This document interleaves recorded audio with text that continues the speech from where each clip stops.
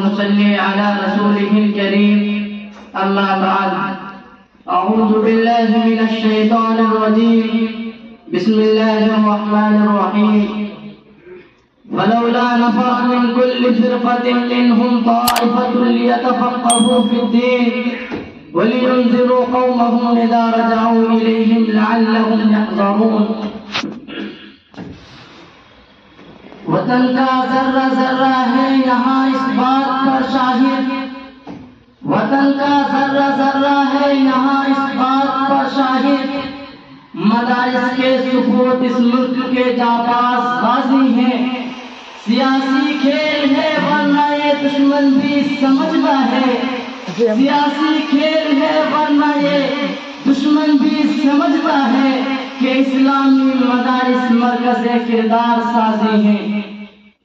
حضرات محترم اور سامعین کرام، جب ہندوستان کی سرزمین پر انگریزوں کا ناپاک سایہ پڑا، پورے ملک میں فرنگیوں نے اپنا جال بچھایا. وہ اپنی شاطرانہ اور عیارانہ چالوں سے برسر اقتدار ہوئے. ملک کے ہر خطے پر ان کا تسلط ہوا اور انگریزوں نے باشندگان بدن کے گلے میں محکومی و غلامی کا پھندا ڈالنا شروع کیا اور انگریزوں نے ہندوستانیوں کے خون کو اپنے پسینوں سے بھی کمتر خیال کرنا شروع کر دیا. تو اس وقت ہر ہندوستانی کے دل میں انگریزوں کی خونریزی سے رہائی اور فوق غلامی سے نجات کا جذبہ پیدا ہوا. ہر شخص برسر پیکار تھا اور ہر طرح کی جانب و مال قربانی پیش کرنے کے لیے تیار. استقلال و حریت کی خاطر سرفروشی کی ملک کی تحریک چلائی گئی اور ہر شخص یہ رات الفتا نظر آیا کہ سرفروشی کی تمنا اب ہمارے دل میں ہے، کہ سرفروشی کی تمنا اب ہمارے دل میں ہے. دیکھنا ہے زور کتنا بازوئے قاتل میں ہے. لیکن وہ قوم جس سے انگریز حکمراں کانپتے تھے، وہ معاشرہ جو فرنگیوں کی آنکھ کا کاٹا تھا، وہ برادری جس کا وجود انہیں بے چین کیے دے رہا تھا، وہ جماعت جس کے اتحاد و اتفاق سے فرنگیوں کی نیندیں حرام تھی، وہ پارٹی جس کے عزم و استقلال سے انگریزوں کا پایہ تخت لرزہ پر اندام تھا، وہ صرف اور صرف اس ملک کے باعزت، بلند ہمت اور عظیم المقاصد مسلمان تھے. اللہ جزائے خیر دے ہندوستان کے اندیش اکابر کو، مسلمانوں کے دور رس دینی مقتداؤں کو، جنہوں نے اس ملک میں دین و اسلام کے تحفظ و بقا کی خاطر جگہ جگہ مدارس کی بنیاد رکھی.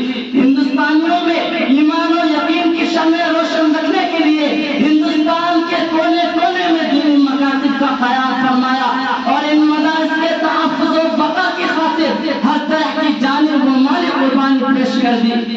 انہوں نے اپنے جانے تو گوا دی، مگر فکر و تہذیب پہ ان تہواروں پر کوئی آنچ نہ آنے دی. علم و ہنر کے ان سب سازاروں کو کبھی سکنے نہیں دیا اور اپنے ایمان و یقین کے لہو سے ان مدرسوں کی آبیاری و آبپاشی کی اور دارالعلوم پر چڑھنے کے بعد بھی انہی اداروں اور اسلامی قلعوں کا گیت گایا. علامہ اقبال نے کیا خوب ترجمانی کی ہے کہ نقش توحید کا ہر دل پہ بٹھایا ہم نے، کہ نقش توحید کا ہر دل پہ بٹھایا ہم نے، زیر خنجر بھی یہ پیغام سنایا ہم نے.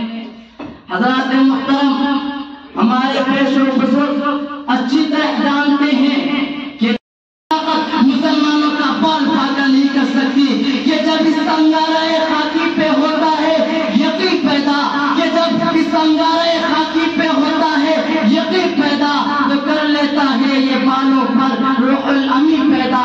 یا اقبال ہی کی زبان میں یوں کہیے کہ کوئی اندازہ کر سکتا ہے کہ اس کے زور بازو کا، کہ کوئی اندازہ کر سکتا ہے کہ اس کے زور بازو کا نگاہ مرد مومن سے بدل جاتی ہے تقدیریں.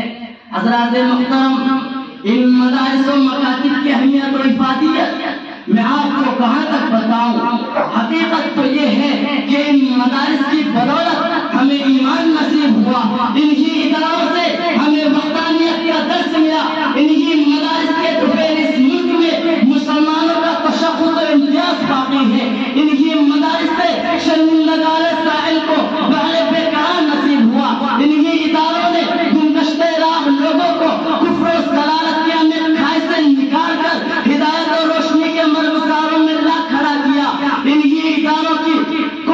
जन्म लेने वाले उलमा इकराम की कुर्बानियों के नतीजे में हिंदुस्तान आजाद हुआ। इन्हीं खानकाहों में अल्लाह अल्लाह की सदाएं बुलंद करने वाले बुजुर्गों के दुआओं के तुफैल अंग्रेजों से नजात और रिहाई नसीब हुई, और यहीं से इस निगाने मारिफत को इल्म और यकीन का आब हयात तक़सीम हुआ।